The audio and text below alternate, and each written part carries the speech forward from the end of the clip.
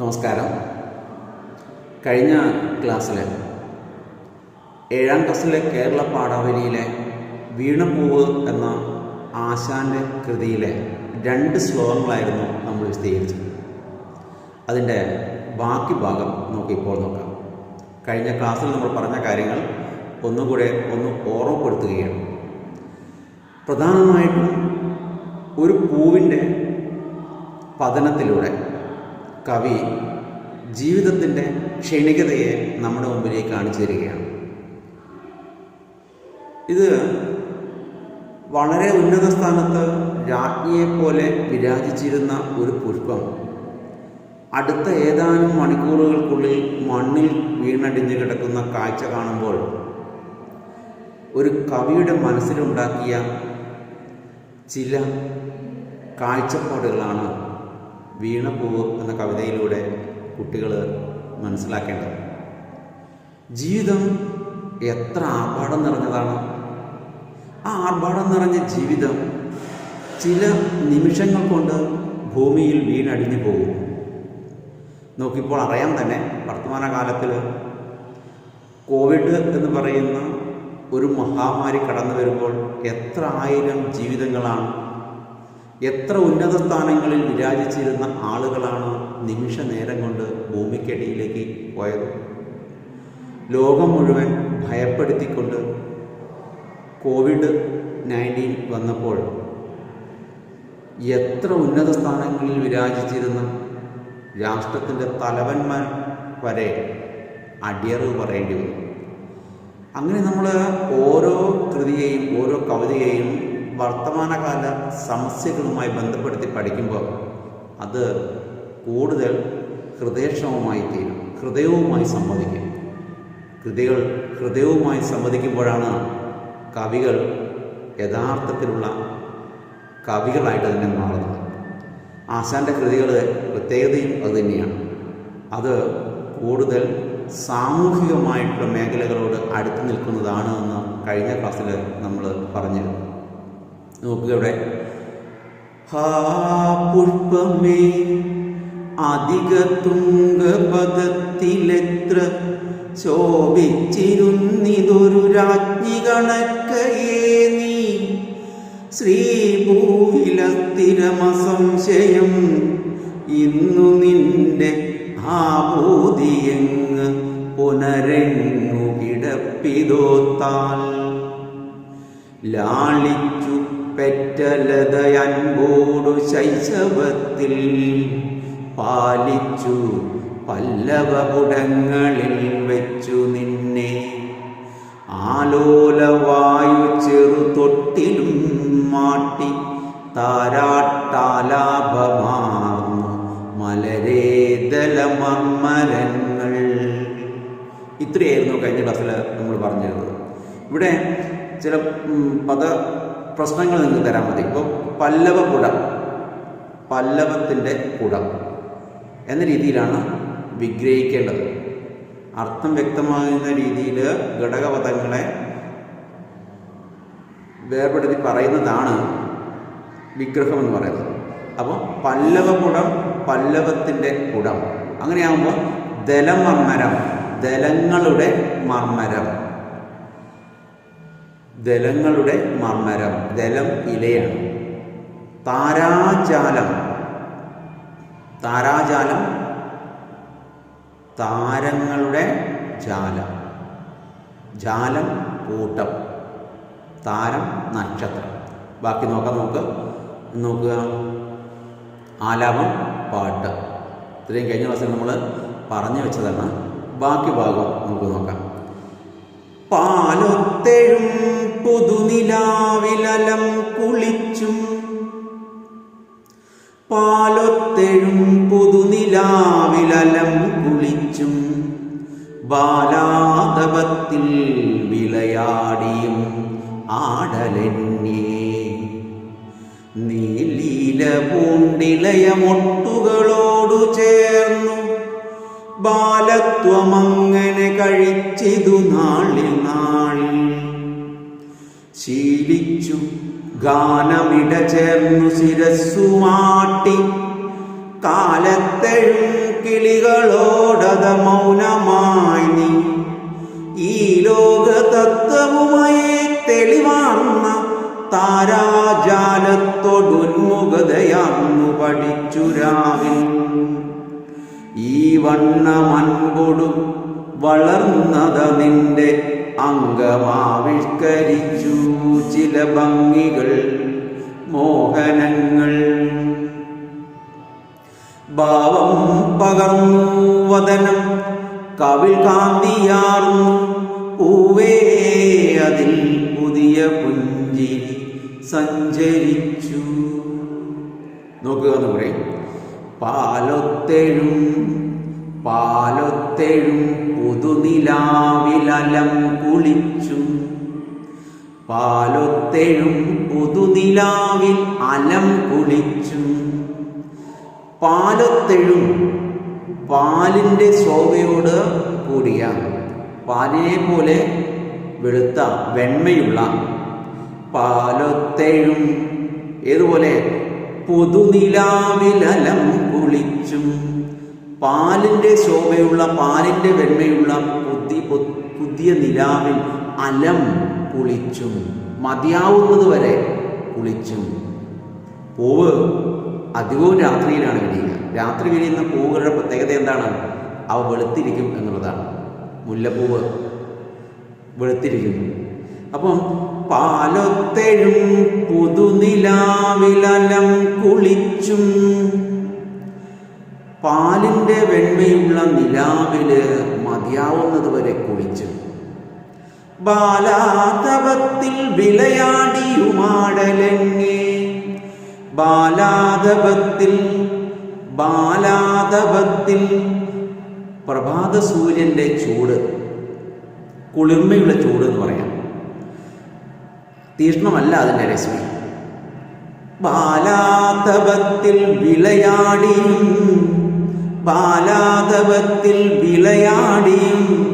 വിളയാടുക ഇതാണ് യഥേഷ്ടം കളിക്കുക, മനസ്സറിഞ്ഞ് കളിക്കുന്ന വിളയാടുക എന്ന് പറയുന്നത്. ബാലാധവത്തിൽ വിളയാടിയും ആടലിഞ്ഞേ, ആടൽ ദുഃഖമാണ്, ആടലിഞ്ഞേ ദുഃഖമില്ലാതെ.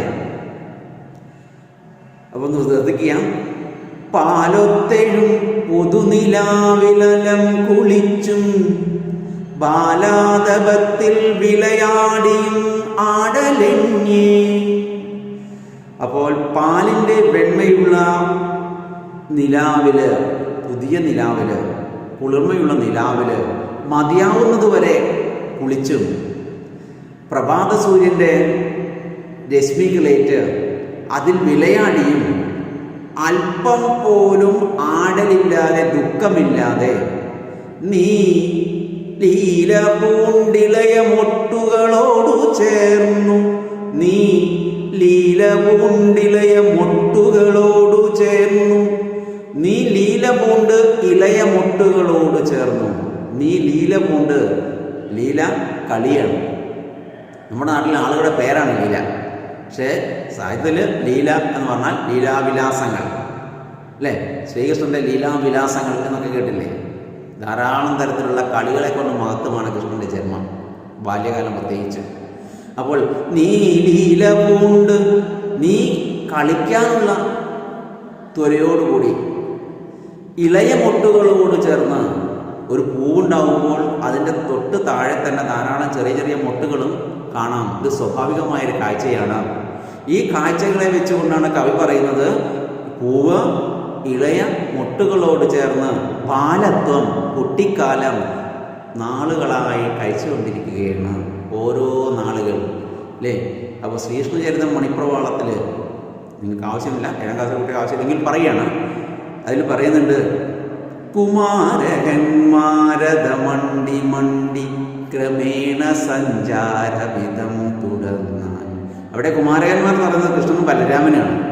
അവരുടെ ബാല്യകാലം വളരെ സംഭവബഹുലമായിരുന്നു അല്ലേ? കൃഷ്ണൻ്റെ ചെറുപ്പകാലത്തെ കഥകളൊക്കെ വായിക്കാൻ നമുക്ക് ഇഷ്ടമാണ്. ഞാൻ കൃഷ്ണൻ്റെ പറയാൻ കാരണം, നമ്മൾ കുഞ്ഞുങ്ങളെയൊക്കെ അമ്മമാരൊക്കെ സാമ്യപ്പെടുത്തുക കൃഷ്ണൻ്റെ ജീവിതമായിട്ടാണ്. കാരണം കുസൃതി കുടുംബന്മാരായിട്ടുള്ള ആ ആൺകുട്ടികളുടെ കാര്യം, ആൺകുട്ടികളെ പെൺകുട്ടികളും ഒക്കെ തന്നെ. അപ്പോൾ ഇവിടെ കുഞ്ഞുങ്ങൾ അവരുടെ ഇളയ കുഞ്ഞുങ്ങൾ, ഇളയ അനിയന്മാരോ അനിയത്തിമാരോ ഉണ്ടെങ്കിൽ അവരൊപ്പം കളിച്ചിട്ടാണ് വളരുക. പൂവിനും അത്തരമൊരു ശൈശവം പ്രദാനം ചെയ്യുകയാണ് കവി.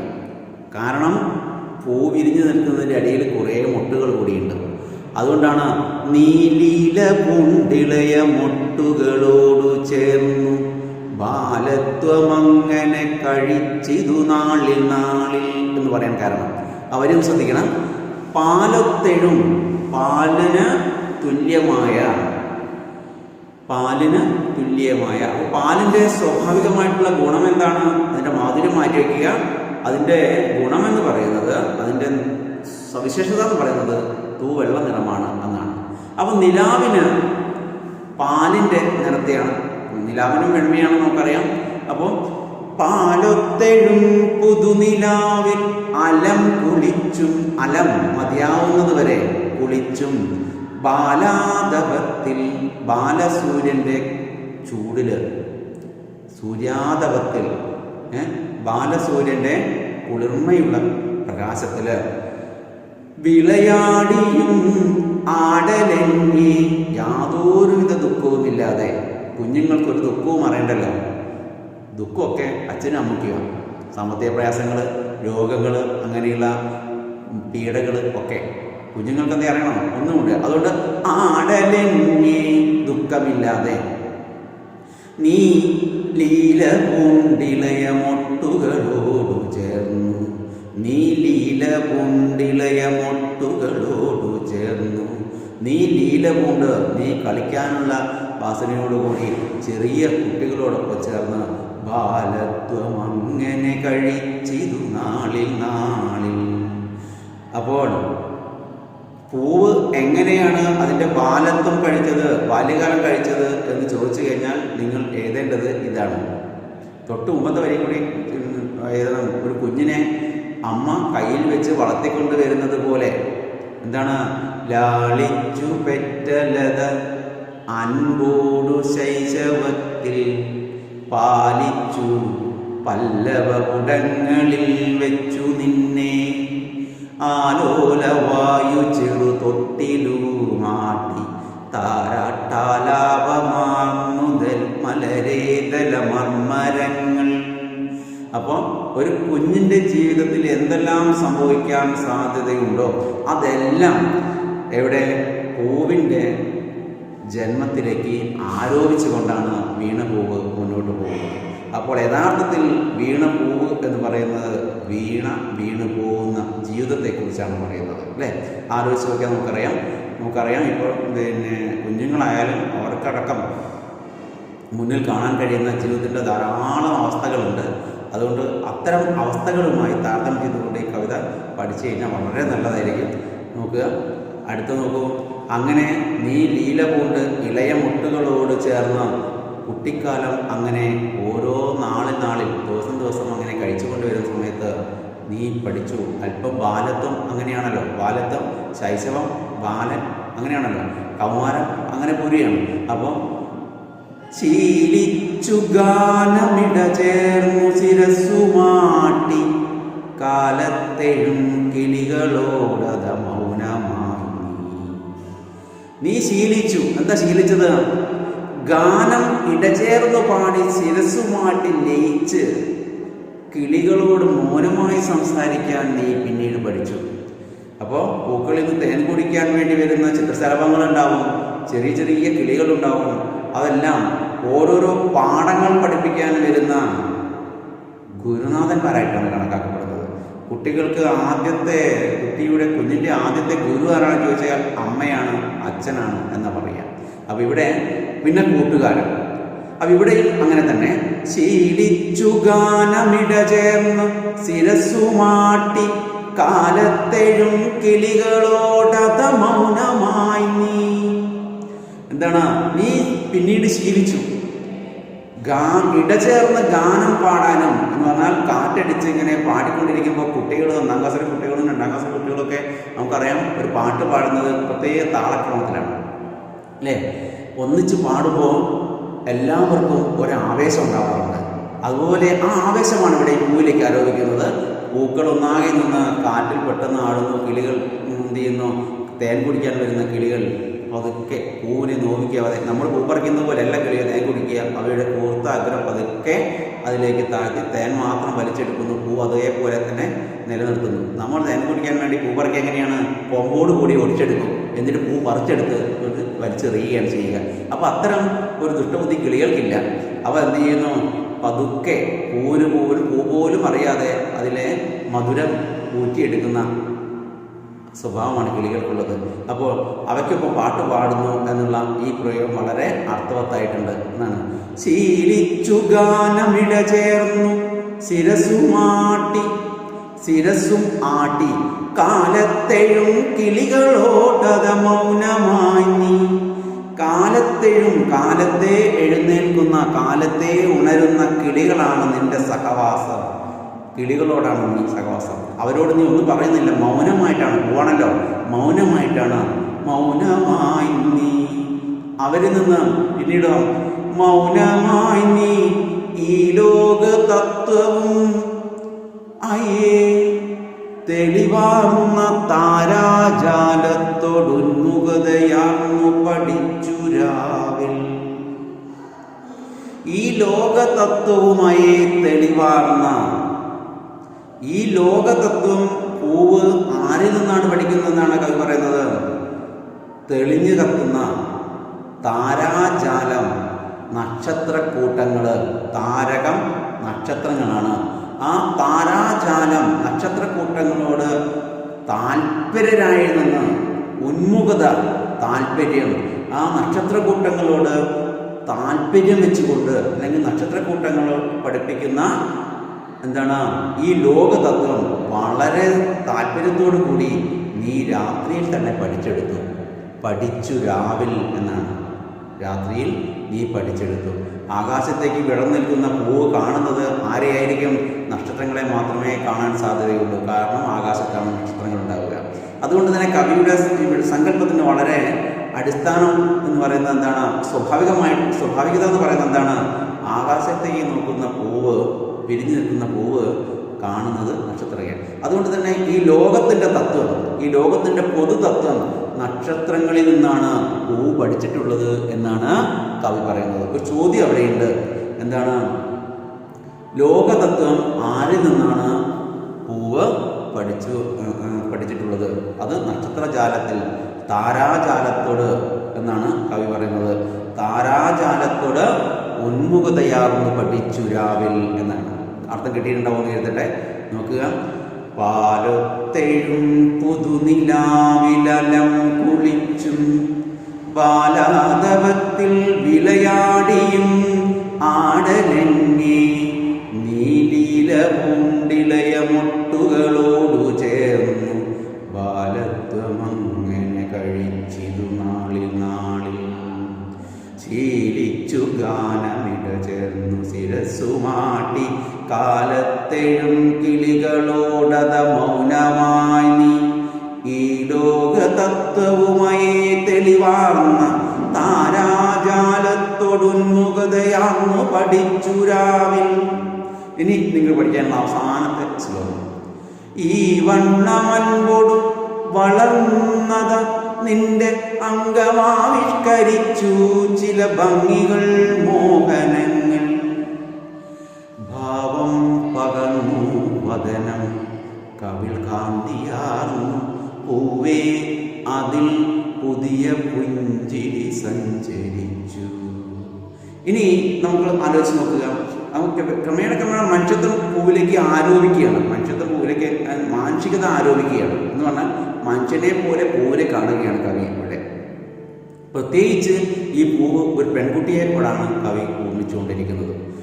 ഈ വണ്ണം അൻപോടു വളർന്നത നിന്റെ, ഈ വണ്ണം അൻപോടു ആരിലും ദയുണ്ടാക്കുന്ന തരത്തിലുള്ള നിന്റെ ഈ വളർച്ച, അല്ലെങ്കിൽ ആരിലും കൗതുകമുണ്ടാക്കുന്ന തരത്തിലുള്ള നിന്റെ അംഗങ്ങളുടെ വളർച്ച, അത് ചില മോഹനമായ ഭംഗികൾക്ക് കാരണമായി എന്നാണ്. മോഹനം, മോഹിപ്പിക്കുന്നത്. പൂവിൻ്റെ ഭംഗി ആരെയും മോഹിപ്പിക്കും. കൊച്ചു കുഞ്ഞുങ്ങളും ആരെയും മോഹിപ്പിക്കും, അല്ലേ? കൊച്ചു കുഞ്ഞുങ്ങളെ അവരുടെ സംസാരങ്ങൾ, അവരുടെ മുഖത്തെ ഭാവങ്ങൾ എത്ര കണ്ടാലും മതി വരികയില്ല. പൂവും അങ്ങനെ തന്നെയാണ്, എത്ര കണ്ടാലും മതി വരികയില്ല. അതുകൊണ്ട് തന്നെ കവി സ്വാഭാവികമായിട്ടും പൂവിൻ്റെ വളർന്നു വരുന്ന പൂവിനോടാണ്, ഒരു പെൺകുട്ടിയോടാണ് പൂവിനെ ഇവിടെ ഉപയോഗിച്ചിരിക്കുന്നത്. വളർന്നു വരുന്ന ഒരു പെൺകുട്ടിയോട്. ആ പെൺകുട്ടികളുടെ വളർച്ചയ്ക്ക് ഒരു ചെറിയ പ്രത്യേകതയുണ്ട്. എന്താണ്? കുഞ്ഞുങ്ങളായിരിക്കുമ്പോൾ അവർ യഥേഷ്ടം കലവല ശബ്ദം ഉണ്ടാക്കിക്കൊണ്ട് അങ്ങനെ ഓടും, എല്ലാവിധ പ്രവർത്തനങ്ങളിൽ ഏർപ്പെടും.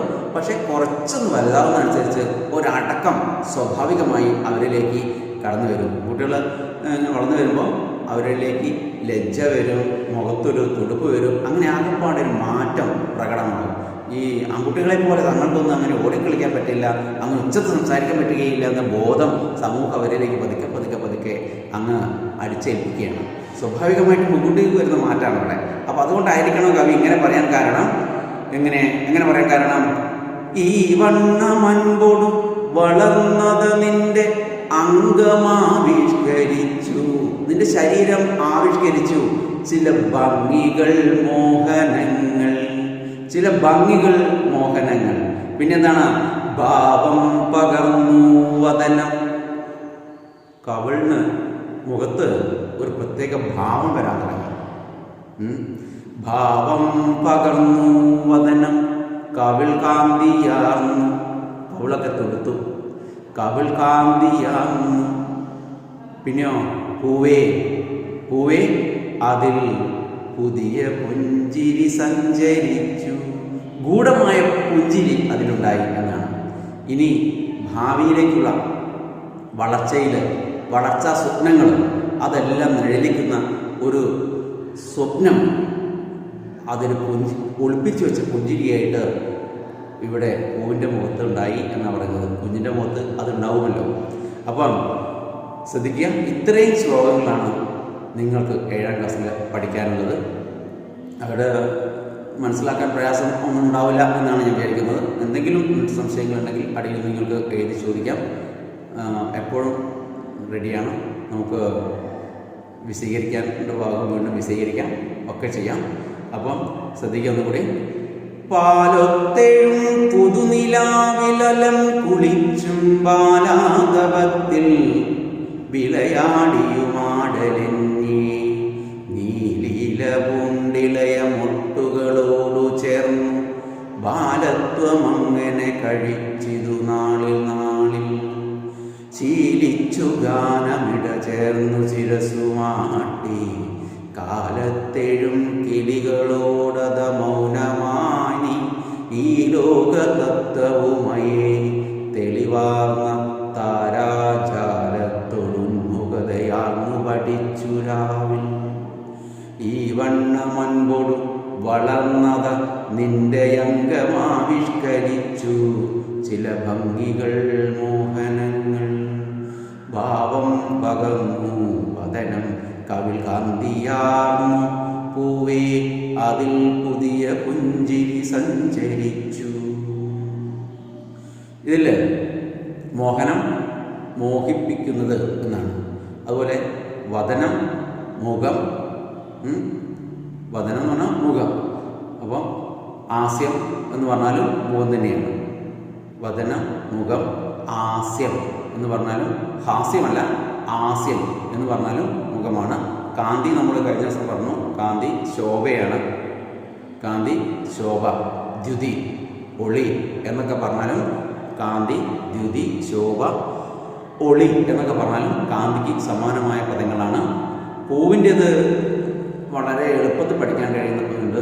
സുമം, സൂനം, പ്രസൂനം. സുനം, സൂനം, പ്രസൂനം.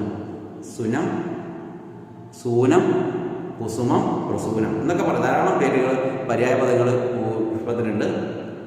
അത് നോക്കുക. പിന്നെ ഒരു പദം നിങ്ങൾക്ക് അല്പം സംശയമായിട്ട് വരാം. നിലാവിന് മറ്റ് പദങ്ങൾ ചോദിച്ചു കഴിഞ്ഞാൽ നിങ്ങൾക്ക് ഉടൻ തന്നെ എഴുതാൻ കഴിയണം. നിലാവ്, നിലാവ് ഒന്ന് കൗമുദി, നമ്മുടെ കേരള കൗമുദി എന്നിട്ടില്ലേ? യഥാർത്ഥത്തിൽ ആ പദത്തിൻ്റെ വാക്ക് കേരളത്തിൻ്റെ നിലാവ് എന്നാണ് വാക്കിൻ്റെ അർത്ഥം. അതുകൊണ്ട് ആ പദത്തിൻ്റെ പേരിടാൻ കാരണം. അപ്പോൾ എന്തായാലും നമുക്കിവിടെ കൗമുദി എന്ന് പറയുന്നത് നിലാവിൻ്റെ ഒരു അർത്ഥമാണ്. മറ്റൊന്ന് ജ്യോത്സ്ന എന്ന് പറയാം. ജ്യോത്സ്ന, ജ്യോത്സ്ന, ജ്യോത്സ്ന, വനജ്യോത്സ്ന. ശകുന്തളത്തിലെ മുല്ലവള്ളിയുടെ ഒരു പേരായിരുന്നു വനജ്യോത്സ്ന. അപ്പോൾ ജ്യോത്സ്ന എന്ന നിലാവ് എന്നർത്ഥത്തിൽ, വനത്തിലെ നിലാവ് എന്ന അർത്ഥത്തിലാണ് അവിടെ ഇട്ടിരിക്കുന്നത്. അപ്പം ജ്യോത്സ്ന, ചന്ദ്രാഭ, ചന്ദ്രപ്രഭ അതും കൂട്ടി പറഞ്ഞാലും നമുക്ക് നിലാവിൻ്റെ പര്യായമായിട്ട് എടുക്കാം. പിന്നെ ലീല എന്ന് പറഞ്ഞ കളിയാണ് നമുക്കറിയാം. മൊട്ടുകളോട് ചേർന്ന് നീ ലീല കൊണ്ട് ഇളയ മൊട്ടുകളോട് ചേർന്ന് ബാലത്വം അങ്ങനെ കഴിച്ചിരു നാളിൽ നാളിൽ. വേറെ ഒന്നും ഇതിൽ ഒന്നുമില്ല. മൗനം എന്ന് പറയുന്നതിൻ്റെ ഓപ്പോസിറ്റായിട്ട് നമുക്ക് വാചാലം എന്ന് പറയാം. ഇപ്പം ഇങ്ങനെ ഓപ്പോസിറ്റ് ചോദിക്കാറില്ല എങ്കിലും നോക്കുക. അപ്പോൾ നമുക്ക് പൂവേ അതിൽ പുതിയ പുഞ്ചിരി സഞ്ചരിച്ചു. അപ്പം ഇതിൽ പൂവേ പദങ്ങൾ വിട്ടുവിട്ടാണ് ഈ വരി ചൊല്ലുന്നത്. പൂവേ അതിൽ പുതിയ പുഞ്ചിരി സഞ്ചരിച്ചു എന്നാണ്. അപ്പോൾ പദങ്ങളെ ഘടകപദങ്ങളാക്കി ചൊല്ലുമ്പോൾ ഒരു ഭാവം കവിതയ്ക്ക് വരാറുണ്ട്. പക്ഷേ ആദ്യത്തേൽ ശ്രദ്ധിക്കുക നിങ്ങൾ, ഇവിടെ തുടക്കത്തിൽ ശ്രീഭൂവിലസ്ഥിര എന്ന് കൂട്ടിച്ചേർത്ത് പറഞ്ഞിരിക്കുന്നത്. ഇതിന് സമസ്ത പദങ്ങൾ എന്ന് പറയുക. സമസ്ത പദങ്ങൾ എന്ന് പറഞ്ഞു കഴിഞ്ഞാൽ സംസ്കൃതത്തിൻ്റെ രീതിയിലും മലയാളത്തിൽ ശ്രീ ഭൂവ് ഇൽ അസ്ഥിരം ഇത് കൂട്ടിച്ചേർത്ത് ശ്രീഭൂവിലസ്ഥിരം എന്ന രീതിയിലാണ് പറഞ്ഞിരിക്കുന്നത്. അത് നിങ്ങൾ ശ്രദ്ധിക്കേണ്ടതുണ്ട്. ചിലപ്പോൾ സമസ്ത പദങ്ങൾ പ്രയോഗിക്കുമ്പോഴും ഘടകപദങ്ങളാക്കി വരികൾ ചൊല്ലുമ്പോഴും ആ കവിതയ്ക്ക് അതിൻ്റേതായ ഒരു ഭാവതലം കവിതയിൽ രൂപപ്പെടാറുണ്ട് എന്നുള്ളതാണ്. ഓക്കെ, ഇത്രയുമാണ് നമ്മുടെ വീണപൂവ് എന്ന് പറയുന്ന ഈ കവിതയിലെ പാഠ്യ വസ്തുതകൾ. ഇത് 7ാം ക്ലാസ് ആയതുകൊണ്ട് വളരെ ചുരുക്കി പറഞ്ഞാണ്. യഥാർത്ഥത്തിൽ വളരെ വിശദീകരിച്ച് പറയാൻ കഴിയുന്ന ഒരു ഗാനമാണ്, ഒരു കവിതയാണ് ഇത് ആശാൻ്റെ. ഇത് അവസാനമായിട്ട് നമുക്ക് ഒന്നുകൂടി ഇത് ചൊല്ലി നോക്കാം. ആദ്യം മുതൽ 5 ശ്ലോകങ്ങൾ. പുഷ്പമേ അധിക തുംഗപദത്തിലെത്ര ശോഭിച്ചിരുന്നിതൊരു രാജ്ഞി കണക്കേ നീ. ശ്രീഭൂവിലസ്ഥിരമസംശയമിന്നു നിന്റെ ആഭൂതിയെങ്ങ് പുനരെങ്ങു കിടപ്പിതോർത്താൽ. ലാളിച്ചു പെറ്റ ലതയൻപോടു ശൈശവത്തിൽ പാലിച്ചു പല്ലവപുടങ്ങളിൽ വച്ചു നിന്നെ ആലോലമായു ചെറുതൊട്ടിലൂമാട്ടി